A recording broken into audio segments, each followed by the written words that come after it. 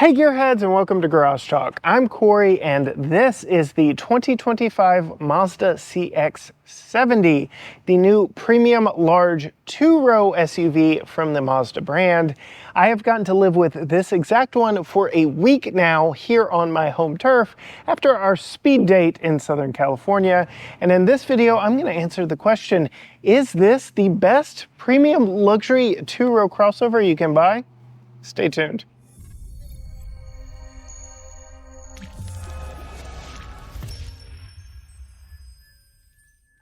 The story with this vehicle really starts back here in the back in the cargo compartment of the CX-70, because that really is the main difference between the vehicle that this shares an entire structure with in that new CX-90.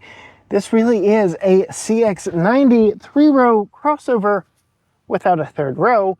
And the real story here with the 70 is what Mazda has done with that extra space. I'm going to go ahead and pop out and show you the biggest difference of why you might want to shop for a 70 versus a 90, and that is the massive cargo compartment back here in the back. Sure, it is essentially the exact same size as a CX-90 with the back seats folded down, but there are a few tricks up the sleeves of the engineers for this 70. I will go ahead and tell you the official numbers as you see the vehicle sitting right now. 40 cubic feet of space behind that second row of seats, 75 cubic feet of space if you fold the second row seats down. A trick that can be done from back here in the back simply by pushing that button right there. A feat not permissible or even thought of in the 90, so that is a nice touch. You can expand it up to 75 cubic feet of space from the rear cargo area without even having to go around to the side of the vehicle. Something I like a lot. And then Mazda does have some underfloor storage back here. I will go ahead and say this initial compartment is for all your spare tire equipment and such, but you do get some additional storage areas around here that you can put a few different things, even if you aren't using the tools there.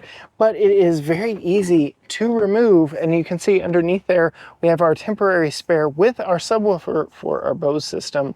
So I like that this is easily removable. You can see all the sound deadening that we've got there. I was just testing the new 2024 Chevy Traverse, a vehicle with its third row intact, and they've got some plastic threaded bolts that you had to take off to get to the spare tire. This you can just lift up and get to very easily.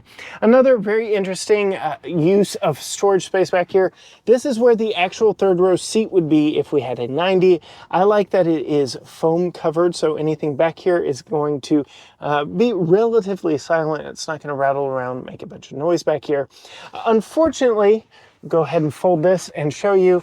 This is my backpack that I use for all my filming, and I was hoping that maybe, perhaps, this would be large enough for my backpack to fit in, but it just isn't. So you can fit some additional things back here, but a backpack full of shooting and equipment gear, just not going to happen here exactly in the back of the CX-70.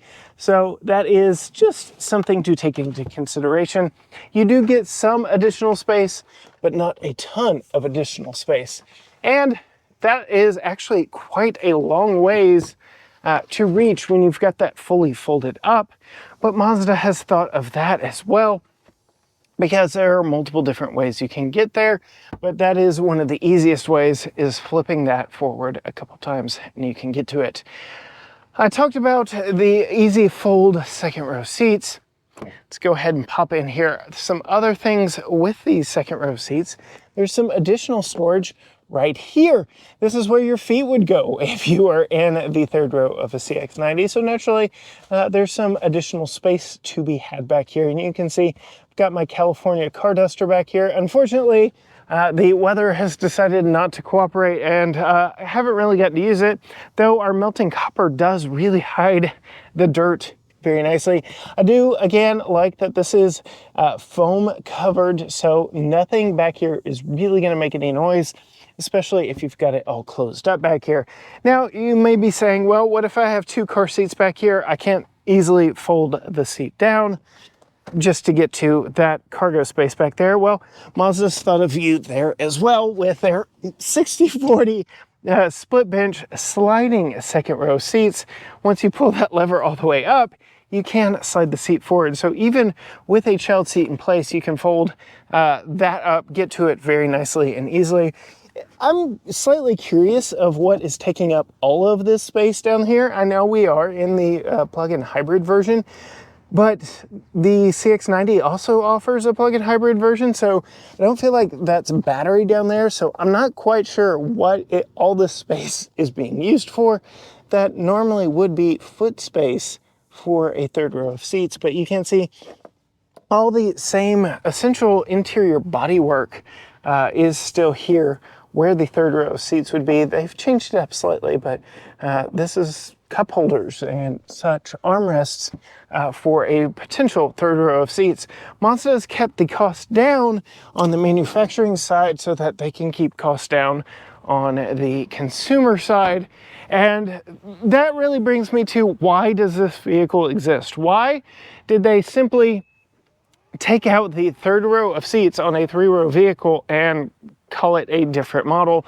Well, first and foremost, to me, names matter, but when it's letters and numbers like this, CX-70, well, it has less seats, so yeah, go ahead and make it a smaller number than the 90. That's not a huge deal to me. If this had like a proper name, perhaps, maybe I'd be a little more worked up about it.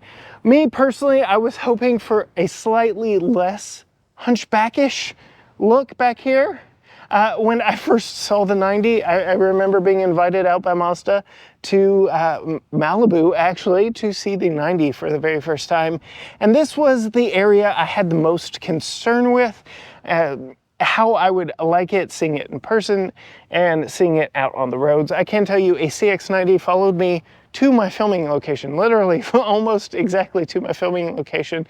And seeing these out on the road, I have definitely grown accustomed to the overall design. It definitely looks best from a straight back versus the side, but I feel like the design has definitely grown on me from when I first saw it. Overall proportions from the side, this already looked like a big, comfy two-row vehicle. They kind of disguise very well that there was a third row back there for the 90 anyway. So no big deal that there is no back seat in this.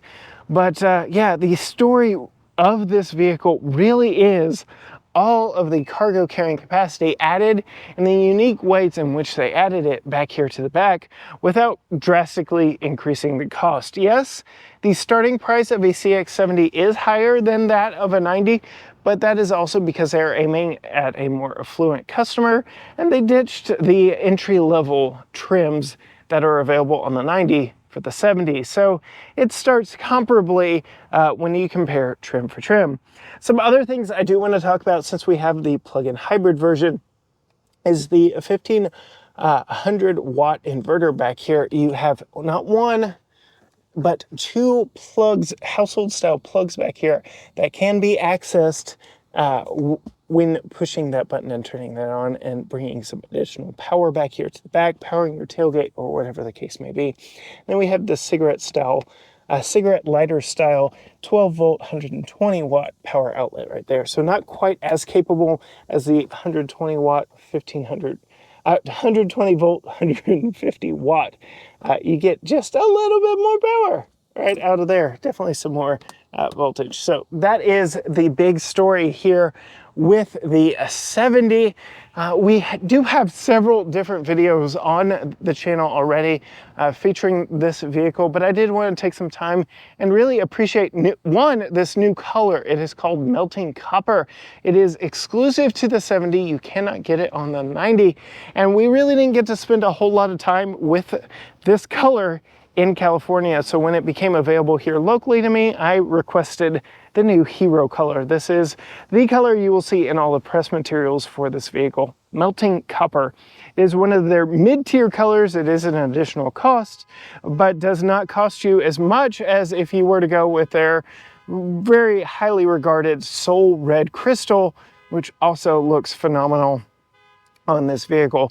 And then a quick run through of what sets this apart. All the black accents up front around the grille and down low versus all the chrome accents on the 90. Otherwise, it is essentially the same front clip. I think this is the styling the 90 should adopt. I think they should both look the same because this really does look that much better than the 90 to me. I felt like the front of the 90 was just a little too simple, too plain, which is again the story as we come around to the side. Those doors are very simple and plain. Less is more, right? That seems to be a design theme from many manufacturers moving forward, but these are very simple, very nondescript doors without a lot of fanfare to them that kind of help, again, keep production costs low. Ours being the plug-in hybrid, we get the plug-in hybrid badge there on the front fender, and then we get the black plastic lower cladding and wheel arches. The Turbo S model with the inline 6-cylinder can have body color arches and lower molding on the Premium Plus trim, which this is the Premium Plus trim of the plug-in hybrid. Some other differences between 70 and 90, we get black mirror caps, black door handles, and black around all the windows instead of chrome, black back here on the rear hatch, and then a revised rear bumper as well with echo of the front bumper up front with those lower corners kind of looking like air vents. Before we move inside, I do want to show you the Mazda key. Nothing special here, same Mazda key that we've seen on other vehicles. All the buttons are here on the side: lock, unlock, hatch, and panic. No remote start here, but I have been told from owners that the app allows you to remote start it, so that is something to call out. And then there have been a lot of comments from my friends, my peers in the business, and from people that I've shared this with. The red Nappa leather contrasting with the melting copper.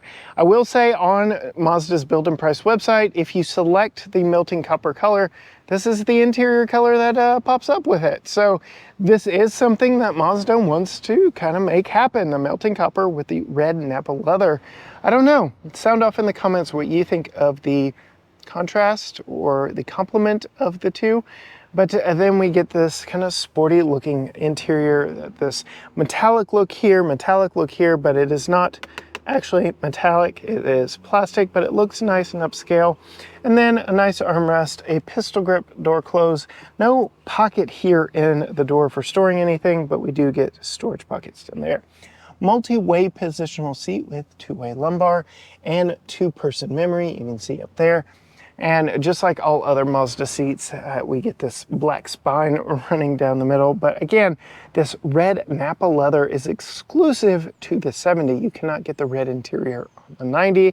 So this, again, is something very unique to this model to go with the melting copper exterior. So this one really is, you see it on the road, you know it's only got 5 seats on the inside, simply when you see it in this melting copper color. Moving inside and starting it up, we'll go ahead, fire it up. You can see new digital screen here, large digital screen here, and Mazda being Mazda, we get many chimes to remind us to fasten our safety belts. So we've got that there. Fully digital screen here. This is the first implementation, this and the CX-90, of this 12.3-inch digital screen. Very customizable in what you can see in various different ways. So first thing I will call out, we are in normal drive mode right now, but you can see we also have off-road. That cycle through its design. It kind of goes to this more kind of rustic metallic look with the bezels here, and then we get our compass in the middle. If we go up to sport, everything turns red and racy, and we still keep our tachometer over here. This kind of looks like the rifling of a rifle barrel we'll just leave it at that. But constants that we get here are our fuel economy and stuff like that. We still get a very large digital speedometer there in the middle. But putting it into EV, everything turns purple. So a lot of manufacturers have gone to blue for EV, but Mazda has chosen purple. You can see now we have the charge versus power usage gauge over here. Still large speedometer in the middle, and all our fuel and charge information over there. But if I push this button right here for our adaptive cruise and all our driver assistance features, that kind of takes center stage here, moving everything else to the side. And even when you go to something like sport, you can see we still get a tachometer over here on the side, but it's just less pronounced in favor of all your ADAS systems right there, driver assistance. And then you can simply push that back and you get more of a traditional look. We also have a fully digital head-up display. I don't know why I said fully digital, but you get a head-up display. That is good. It gives you a visual warning of vehicles in your blind spot. It gives you traffic sign recognition, things like that, which we also get redundantly here in the gauge cluster. So I like all of the information that you're given here. And if you want to know more about what Mazda is doing for safety, how their mindset is safety should not be an option, I have a full interview on our podcast with the head of Mazda safety where we go through all of that. I had just gotten out of a CX-50 and was about to sample the CX-70 for the first time when I conducted that interview, so definitely go check out that interview there. We're actually going to put this back in normal drive mode for when we set off here in a little bit, but I do want to call out some of the buttons in here. We have a poverty blank here that does nothing, a mute switch for all your safety features, your perimeter beepers and such, parking distance indicator off, your traction control off, and a release for your fuel door, hatch release, and then it's, some buttons here for your two-person seat memory for the driver. Typical Mazda steering wheel, won't go into that, but very nice implementation. You can see very nicely in to the gauge bin. 12.3-inch screen here running wireless Apple CarPlay and Android Auto. It is touch sensitive, even on CarPlay. Even while we were in motion, that was a problem that we had in the CX-50 we were most recently in. If your vehicle was moving at all on Apple CarPlay, it didn't work, but you can dig through the Mazda menus and change whether or not that is available to you. There's a lot of customization that you can do through here, and you can see not touchscreen anymore. We have to use the command knob, as they call it, which is a nice segue to the fact that all of this is available here down at your fingertips. You don't have to be lifting your hand up here, taking your eyes off the road. You can simply just toggle through everything without lifting a hand. Well, I do like that. One thing I really like about the buttons down here is if you are using Apple CarPlay and Android Auto, these shortcuts use Apple CarPlay or Android Auto. So instead of taking me to the radio for the vehicle, it actually takes me to my Apple CarPlay music. Same thing as if I hit the home button, it takes me to home of Apple CarPlay. I don't want to give away exactly where I live, but yeah, if I hit that button right there, it would take me to my maps. My maps are naturally going to want to take me home because that's normally where I am this time of day. We get our volume and tuning knob right here. I say volume and tuning because you can use it as a joystick to go page back and forth. You could also hit the button right here to turn it off. And then a favorite button right there. Qi wireless charger right here. Interesting placement for it. I will say it has worked a whole lot better than the last CX-90 we had for actually charging my 14 Pro Max. You can see right now it is charging. We do have a charge light indicator, but I do have some additional power outlets around throughout. We've got a couple cup holders here, and then two USB-C ports here in the very shallow center console. This really does not give a lot of room or depth for any additional items. Storage up here, as good as it is back in the back, storage up here is kind of lacking. There really isn't a lot here in the center console, aside from your cup holders and your Qi wireless charger, and this very shallow center console. I already talked about in the doors. And then we do have a damped and felt lined glove box that is rather large, so they did find a lot of space in there. You've got space there, shallow space there. Oh no, it just doesn't feel like the best execution in the largest vehicle that Mazda's ever made for interior space. But those are just some things I've noted from living with it. I do want to pop back into the second row of seats very quickly before setting off in this one, just because there are some differences ever so slightly from the last CX-90 we had.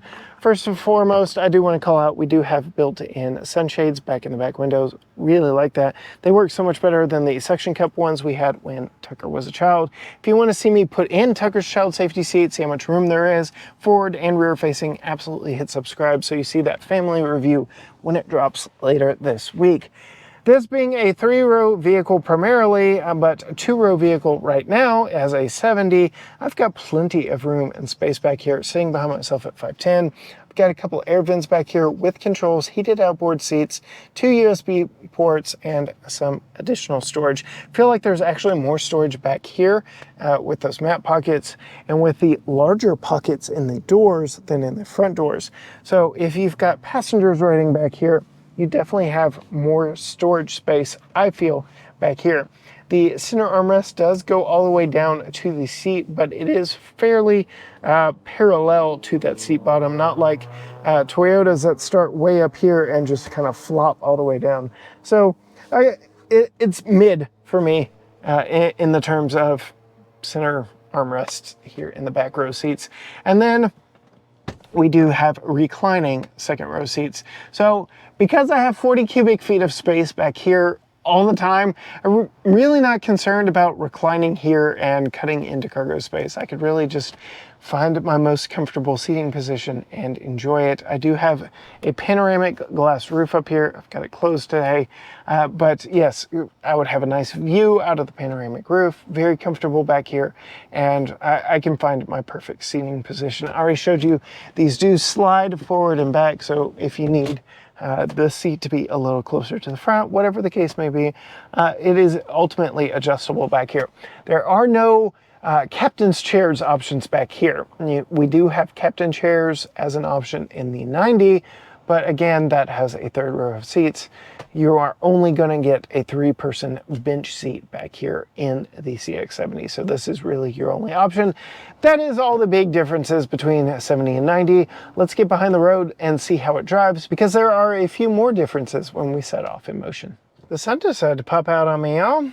Setting off in the CX-70 PHEV. I will say it defaults to normal drive mode every time I've gotten in it, and that is even when I'm in EV and when I'm in sport, it always defaults back to normal. I've not really driven in off-road mode because I haven't had a whole lot of reason to, but I am going to come to a complete stop here on this nice stretch of straight road. I am going to put us into sport mode, where we are going to test out the 4-cylinder gasoline engine and the 134-ish horsepower electric motor. Full stop, fully on the gas, and I mean, it's an interesting experience. Not quite what I was expecting setting off in this, because we've got a lot of things working together. First and foremost, all CX-70s and all CX-90s, well, they're all-wheel drive. Rear biased, but all-wheel drive.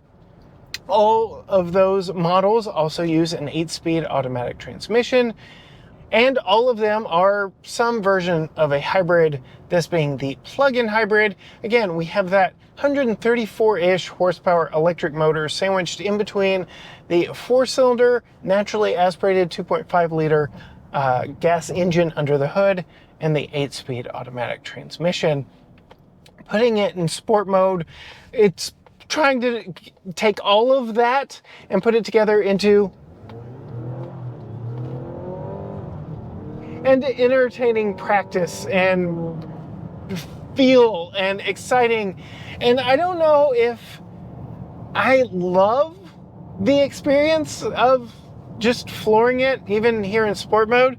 That's really the first time I've done that since I've had this. You know, I've pushed it, I've accelerated quickly through traffic and such, but I've not just like stomped on it like that before. I just don't know that I love the experience. There is a lot happening. Most notably, the engine is making a lot of noise, but it feels like maybe some tuning needs to go into some reworking of things going through first and second gears. I don't know, just interesting to say the least. That being said, I have driven around most of my time in this in normal mode or in EV mode, and normal mode defaults to EV mode most of the time. It likes to use up all of the electricity before it starts dipping into your gas reserves.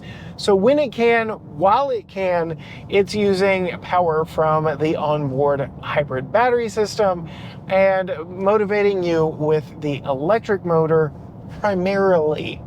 That being said, even in EV mode, if you select to go in EV mode and allow that 134 horsepower, which is kind of low for a big vehicle like this, electric motor to do most of the work for you, the gauge cluster will let you know that there's a boost happening when you really are asking for a lot of power from the entire system. All right, I did want to show you what it does under hard acceleration in EV mode. You can see it switched over to normal, and we've got that boost underneath drive.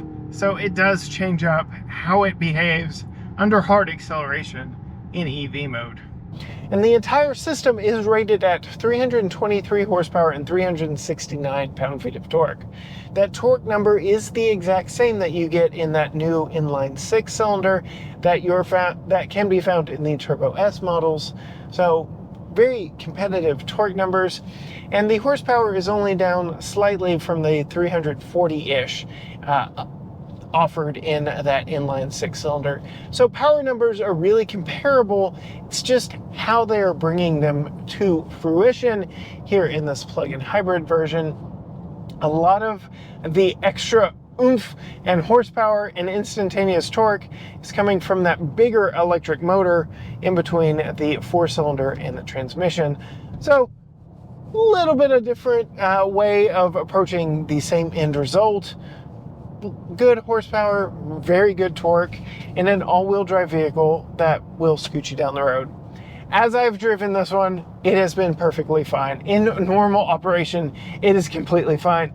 The seamless transition from full electric to gas assist, I guess, in this, when you really stomp on the throttle in normal driving, is unnoticeable, really. Like, you have to really be paying attention to even hear that 2.5 liter 4-cylinder fire up in the first place. It is a very quiet experience driving this vehicle around.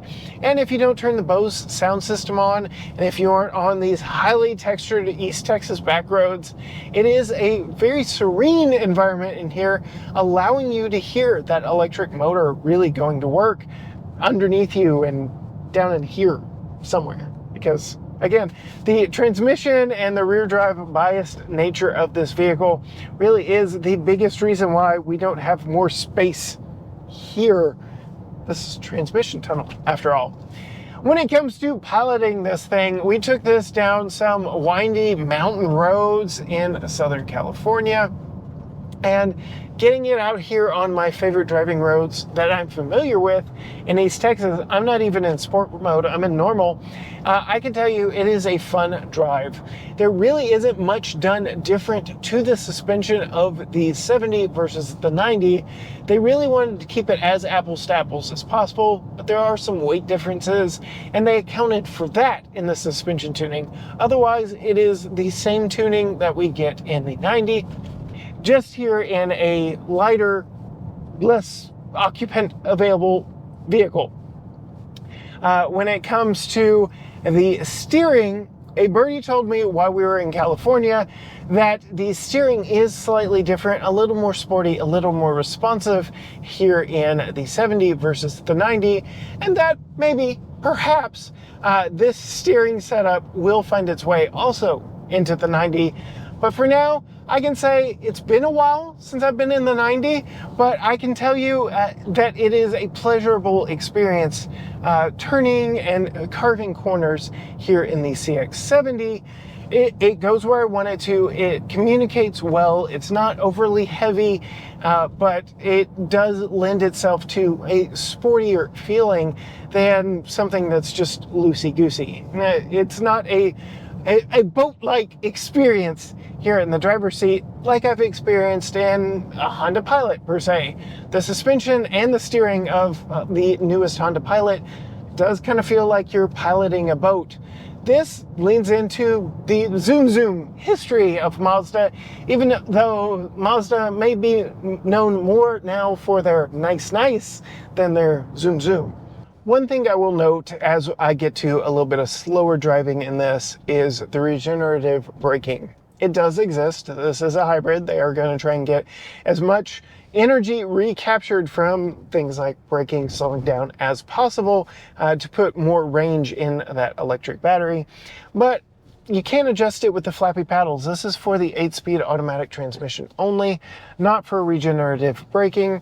And it is not like a full one-pedal drive, so you can't up it or lower it, at least nowhere that I have seen. And I really would like, especially driving around in EV mode, a full one-pedal experience just to kind of lean into that whole EV thing just a little bit further. Well, there you have it. All of that to say, it is different, but not that different from the 90.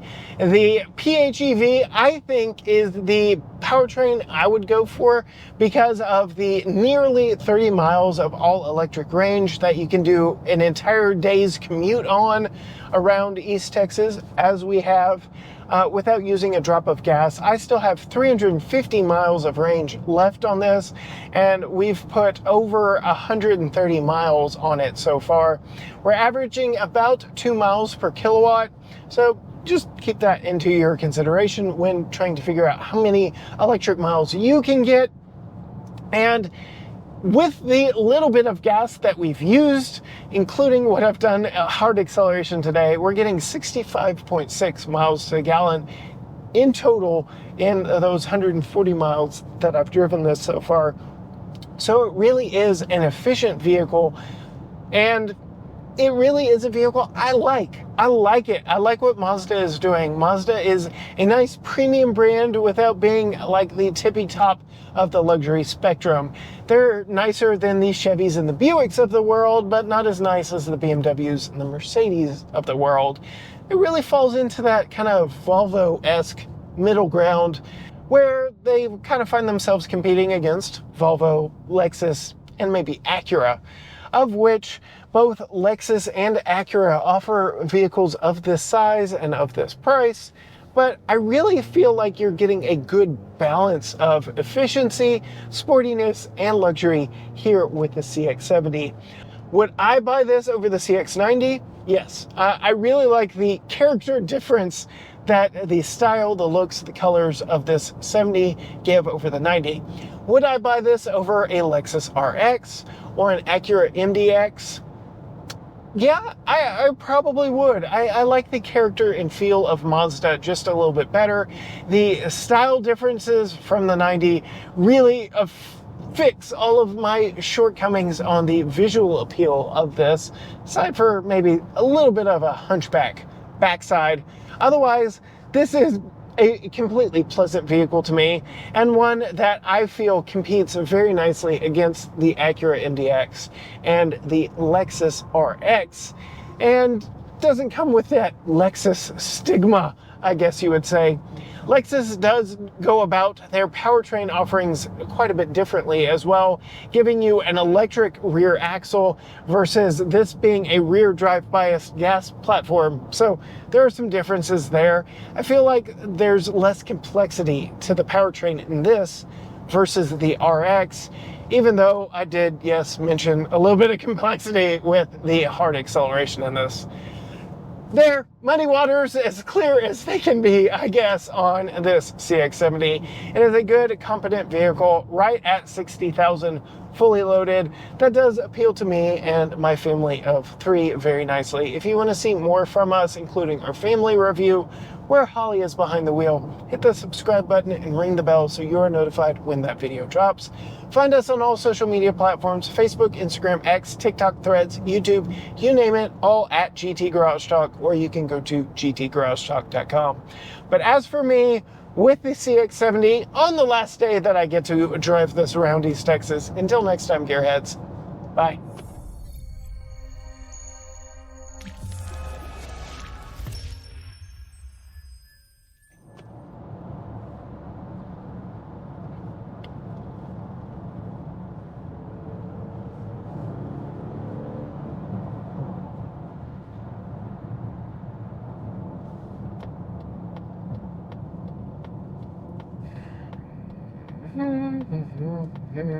Whee!